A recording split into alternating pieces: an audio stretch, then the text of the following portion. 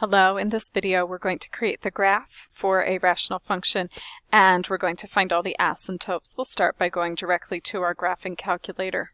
Here in my graphing calculator I'm already in my y equals, and the first thing I want to do is type my function.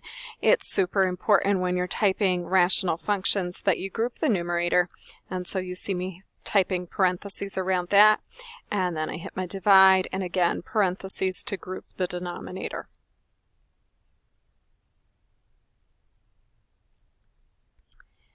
When I go to graph this, I typically start by hitting the zoom and choosing option 6, zoom standard. Now I know a little bit about rational functions, and I know that there's typically two pieces, and so when I hit zoom standard I only see one piece. I also know that when there is a 0 in the denominator, that's where we would expect a pole or vertical asymptote. So if I look at my equation, I'm expecting that there will be a pole at -10. So because of that I am going to adjust the window, and I'm going to adjust it in the x direction so that the x minimum is -20. And we'll see if that is enough of an adjustment to get the entire graph.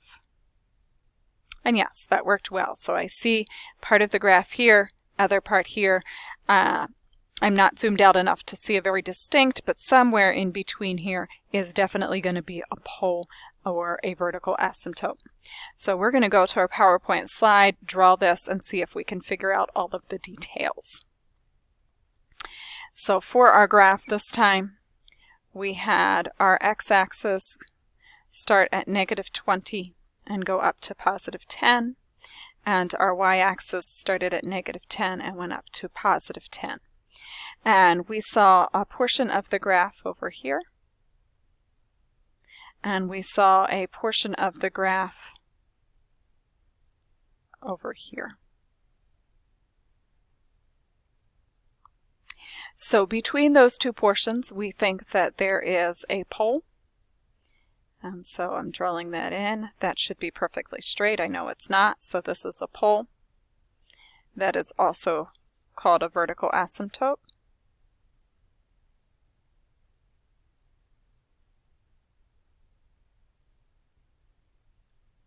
And those poles or vertical asymptotes occur when this denominator is 0. So I take this, set it equal to 0,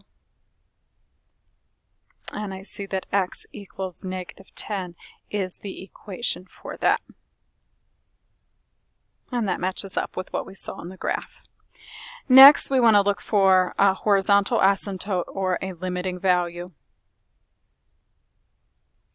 And when we're looking at this, we're looking, do the both ends of the graph go to the same value?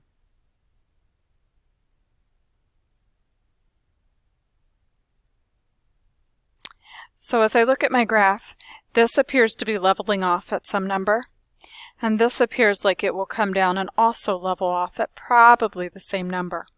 So I am guessing that there is a horizontal asymptote or limiting value in between these two. So this would be my horizontal asymptote.